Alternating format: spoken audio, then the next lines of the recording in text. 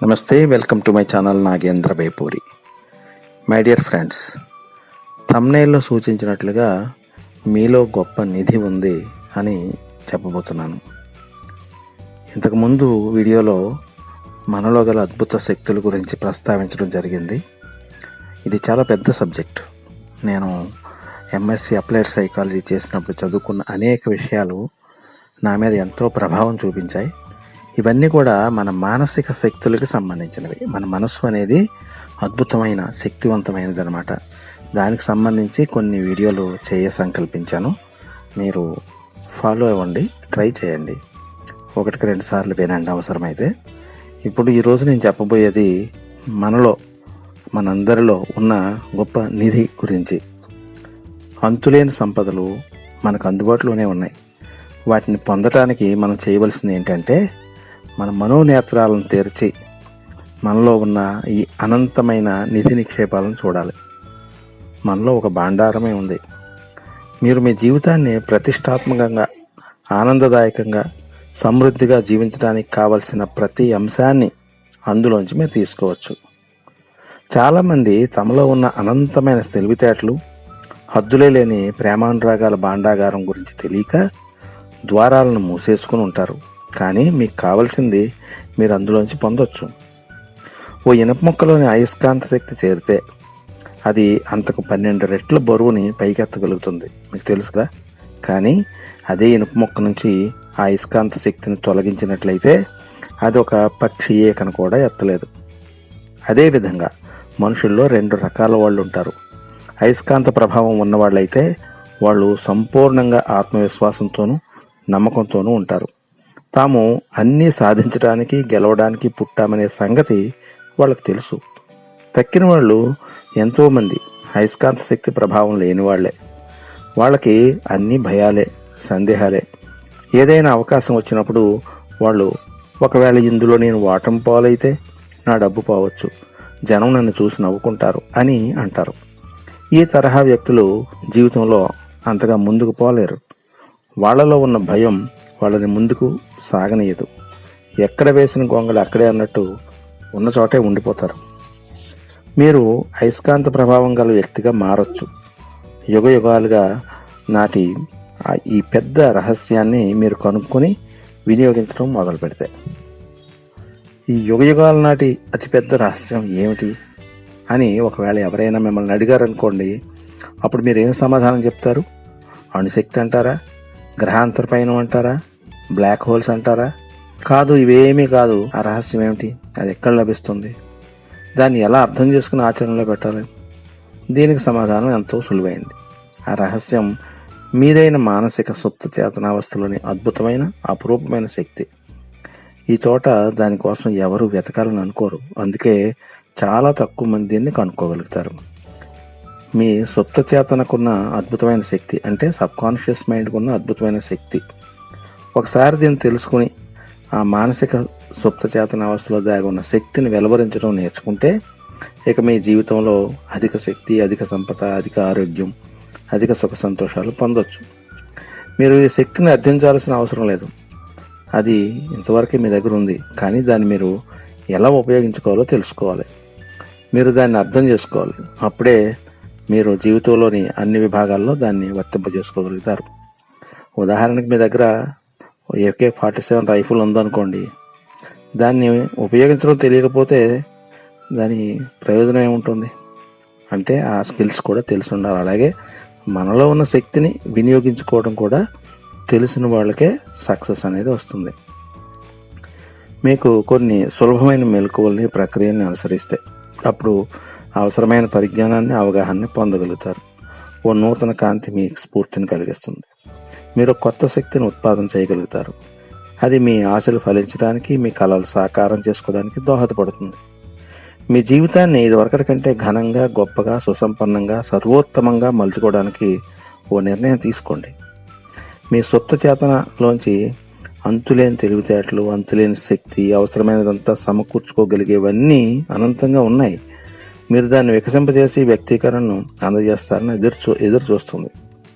మీ మానసిక లోతుల్లోంచి అంతర్గత శక్తిని మీరు గుర్తించడం ప్రారంభిస్తే అవి ఇక ఈ లోకంలో ఆకృతిని తీర్చిదిద్దుకుంటాయి. మీరు కానీ నిష్పక్షపాత బుద్ధితో స్వీకరణకు సిద్ధంగా ఉన్నట్లయితే మీ సుప్త చేతన అవస్థలోని అనంతమైన తెలివితేటలు మీరు ఏ సమయంలో ఎక్కడ ఏం తెలుసుకోవాలన్నా వాటిని వెల్లడి చేస్తాయి. మీరు కొత్త ఆలోచనలు అందుకుంటారు, నూతన కల్పనల్ని ఆవిష్కరించగలుగుతారు, కొత్త పరిశోధనలు, నూతన కళా ప్రక్రియల్ని సృష్టించగలుగుతారు. మీ సుప్త చేతన అవస్థలోని నైపుణ్యం అద్భుతమైన నూతన జ్ఞాన సంపదను అందుబాటులోకి తీసుకురాగలుగుతుంది. అది తనంత తానుగా వ్యక్తం కానియండి, అది మీ నిర్దిష్ట భావ ప్రకటనకి, జీవితంలో మీకు నిజమైన స్థానానికి మార్గం ఏర్పరుస్తుంది. మీ మనసులో సుప్తచేతనం గల తెలివితేటల ద్వారా మీరు ఆదర్శ సహచరుని, సరైన బిజినెస్ అసోసియేట్ని లేదా భాగస్వామిని ఆకట్టుకోగలుగుతారు.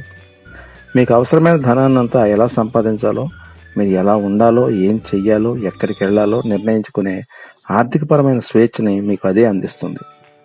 ఈ భావన, అనుభూతి, శక్తి, ప్రేమ, సౌందర్యం వీటి అంతర్లోకాన్ని కనుగొనడం అన్నది మీ హక్కు. కనబడకపోయినప్పటికీ ఆ శక్తులన్నీ కూడా చాలా శక్తివంతమైనవి. మీకున్న మానసిక సుప్తచేతనలోనే ప్రతి సమస్యకి మీరు పరిష్కారాన్ని, ప్రతి చర్యకి కారణాన్ని తెలుసుకోగలుగుతారు. దాగి ఉన్న ఈ శక్తుల్ని వెలికి తీయడం అనేది మీరు ఒకసారి నేర్చుకుంటే అప్పుడు వాస్తవంగా ఆ శక్తిని, వివేకాన్ని మీరు పొంది సుభిక్షంగా, సురక్షితంగా, సంతోషంగా ముందుకు పోగలుగుతారు. సుప్తచేతనావస్థలోని శక్తి కుంగిపోయిన స్థితిలో ఉన్న వ్యక్తుల్ని పైకి లేవనెత్తడం, వారిని మళ్ళీ పరిపూర్ణంగా, శక్తివంతంగా, దృఢచిత్తులుగా చేయడం చూశాను. ఆనందాన్ని, ఆరోగ్యాన్ని, ఉల్లాసకరమైన భావన ప్రకటనని అనుభవించడానికి ఈ ప్రపంచంలోకి వెళ్ళగలిగేలా చేశాయి వాళ్ళ మనసులో. మీ సుప్త చేతనావస్థలోని అద్భుతమైన నయం చేసే శక్తి ఉంది.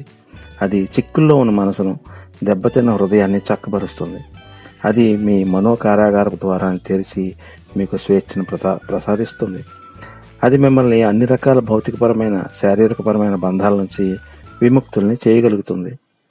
మీకు తెలిసే ఉంటుంది, ఏదైనా బిజినెస్లో నష్టపోయిన వాళ్ళ గురించి కానీ, లేకపోతే ఇతరత్ర వాళ్ళు మానసికంగా దెబ్బతిన్న వాళ్ళు ఆత్మహత్యలు చేసుకోవాలని డిప్రెషన్కి లోనైపోయి ఉంటారు కదా. అటువంటి వాళ్ళకి ఇలాగా చెప్పడం వల్లనే వాళ్ళు తిరిగి పునరాలోచించుకుని మళ్ళీ సక్రమైన మార్గంలోకి రాగలుగుతారు. మీరు పాటుపడే రంగంలో అభివృద్ధి సాధించాలని కోరుకుంటే అందుకు ప్రధానమైన తొలి సోపానం ఒకటి ఉంది. మీరు పనికొచ్చే ప్రాతిపదికను కనుక్కోవాలి. ఇది ఆచరణలో సార్వజనీనతను కలిగి ఉంటుంది. మీ మానసిక సుప్తచేతనావస్థ నిర్వహణలో నైపుణ్యం పొందడానికి ముందుగా మీరు ఆ సూత్రాలను అర్థం చేసుకోవాలి. అప్పుడే మీరు ఈ శక్తులను ఉపయోగించే సమయంలో పరిణామాలు ఎలా ఉంటాయో తెలుసుకోగలుగుతారు. మీ నిర్దిష్ట ప్రయోజనాల సాధనకి, మీ లక్ష్యాలను పరిపూర్తి చేసుకోవడానికి ఈ శక్తుల్ని వర్తింపచేయచ్చు. నేను కెమిస్ట్రీ చదివినప్పుడు తెలుసుకున్న మొదటి విషయం ఏంటంటే, 2 అణువులు, హైడ్రోజన్ అణువుల్ని ఒక ఆక్సిజన్ కలిపితే H2O అంటే నీరు ఉత్పత్తి అవుతుంది కదా. ఇది తరచుగానో చాలా సందర్భాల్లో జరిగే విషయం కాదు, ఎల్లప్పుడూ అలాగే జరుగుతుంది. ఒక ఆక్సిజన్ అణువుని ఒక కార్బన్ డైఆక్సైడ్ అణువుని కలిపితే కార్బన్ మోనాక్సైడ్ అనే విషవాయువు తయారవుతుంది. దానికి మరో ఆక్సిజన్ అణువుని కలిపితే కార్బన్ డైఆక్సైడ్ అవుతుంది. ఈ వాయువు జంతువులకి హాని కలిగించదు, మొక్కలకి అత్యవసరమైంది. అంటే ఒక ఆక్సిజన్ అణువు తేడాలో కార్బన్ మోనాక్సైడ్ లేదా కార్బన్ డైఆక్సైడ్. కార్బన్ మోనాక్సైడ్ అనేది విషవాయువు, అత్యంత హానికరమైనది. అలాగే కార్బన్ డైఆక్సైడ్ మొక్కలకి ఎంతో ఉపయుక్తమైనది. ఇలా ఉంటాయి అన్నమాట. వీటినే మనం సూత్రాలను వ్యవహరిస్తుంటాం. ఈ రసాయన శాస్త్రం, భౌతిక శాస్త్రం, గణితానికి సంబంధించిన సూత్రాలకి, మానసిక సుప్తచేతనావస్థ సూత్రాలకి ఆచరణ పరంగా ఏం తేడా లేదు. రసాయనిక లేదా భౌతిక శక్తులు ఉపయోగించుకోవాలనుకుంటే ముందుగా ఆ విషయానికి సంబంధించిన సూత్రాలను నేర్చుకోవాల్సి ఉంటుంది. మీ మానసిక సుప్తచేతనావస్థను వినియోగించాలనుకుంటే, మీరు తప్పనిసరిగా ఆ సూత్రాలు నేర్చుకోవాలి. అందరూ అంగీకరించే సూత్రాన్ని తీసుకుంటే నీరు పల్లాన్ని ఆశ్రయిస్తుంది. ఇది విశ్వజనీన సూత్రం. ఎక్కడున్నా, ఏ సమయంలో అయినా నీరు లాంటి అన్ని ద్రవాలకి ఇది వర్తిస్తుంది. ప్రాచీన ఈజిప్షియన్లకి ఈ సూత్రం తెలుసు. బ్రహ్మాండమైన పిరమిడ్లు సమతలంగా ఉండటానికి పునాదులు నిర్మించే నిమిత్తం ఈ సూత్రాన్ని ఉపయోగించారు. హైడ్రాలిక్ పవర్ స్టేషన్ నిమిత్తం నీటిపారుదల నుంచి ఏం ప్లాన్ చేయాలన్నా ఇవాళ ఇంజనీర్లు ఈ సూత్రాన్ని వినియోగిస్తున్నారు. లేదా మరో సూత్రాన్ని తీసుకోండి. వేడి చేసినప్పుడు ఏ పదార్థమైనా వ్యాకోచిస్తుంది. ఇది ఎక్కడైనా, ఏ సమయంలో అయినా, ఏ సందర్భంలో అయినా వాస్తవంగా జరిగేదే. మీరు ఒక ఉక్కు ముక్కను కాల్చితే అది వ్యాకోచిస్తుంది. ఈ చైనా, ఇంగ్లాండ్, ఇండియా లాంటి కక్షలోని స్పేస్ స్టేషన్లో లభ్యమైన ఉక్కుకైనా అదే జరుగుతుంది. వేడి చేసిన ఏ పదార్థమైనా వ్యాకోచిస్తుంది. ఇది విశ్వజనీన సత్యం. అదేవిధంగా మీ అంతఃచేతన మీద పడే ప్రభావాలు, పరిస్థితులు, అనుభవాలు సంఘటనలుగా వ్యక్తమవుతాయనేది కూడా విశ్వజనీనమైన సత్యమే. మీ సుప్త చేతన ఒక సూత్రం కాబట్టి మీ ప్రార్థనకు సమాధానం లభిస్తుంది. సూత్రం అంటే నా ఉద్దేశం అది పనిచేసే విధానం. ఉదాహరణకి విద్యుత్ శక్తిలోని ఓ ముఖ్య సూత్రం ఏంటంటే అది పైనుంచి దిగువకి ప్రాబల్యం మేరకు పనిచేస్తుంది. మీరు దీపం వెలిగించినా, ఎలక్ట్రిక్ స్టవ్ మీద వంట చేసినా విద్యుత్ శక్తి సూత్రాన్ని మార్చరు, మీరు ఆ సూత్రాన్ని ఉపయోగిస్తారు. ప్రకృతితో సహకరించడం మూలంగా మీరు అద్భుత ఆవిష్కరణల్ని, పరిశోధనల్ని రూపొందించి అసంఖ్యాకమైన మార్గాల్లో మానవాళికి మేలు చేస్తారు. మీ మానసిక సుప్త చేతనావస్థే ఒక సూత్రం. నమ్మకం అనే నియమాన్ని అనుసరించి అది పనిచేస్తుంది. ఆ నమ్మకం ఏమిటో, అది ఎందుకు, ఎలా పనిచేస్తుందో మీరు తప్పక తెలుసుకోవాలి. చివరిగా ఈ వీడియో ద్వారా నేను మీకు చెప్పేది ఏమిటంటే, నిధి నిక్షేపాల నిలయం మీలోనే ఉంది. మీ హృదయం కోరుకున్న దానికి సమాధానం కోసం మీలోనే చూసుకోండి. అన్ని కాలాల్లోని గొప్ప వ్యక్తి వద్ద ఉన్న గొప్ప రహస్యం ఏమిటంటే వారి సుప్త చేతనావస్థలో ఉన్న మనసులోని శక్తులను సంప్రదించగలగటం, విడుదల చేయగలగటం. అదే మీరు చేయొచ్చు.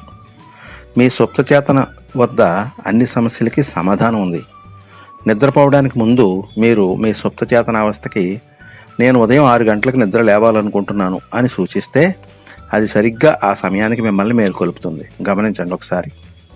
సుప్త చేతనలోని మీ మనసే మీ శరీరానికి నిర్మాత. అది శరీరాన్ని నయం చేయగలదు. ప్రతి రాత్రి నిద్రపోతున్నప్పుడు నిర్దుష్ట ఆరోగ్యం అనే భావనతో మీకు మీరే మనసును జోకొట్టండి. మీ సుప్త చేతనావస్థ నిజాయితీ గల సేవకుళ్ళ మీ మాట వింటుంది. ప్రతి ఆలోచన ఒక కారణం, ప్రతి స్థితి ఒక ఫలితం.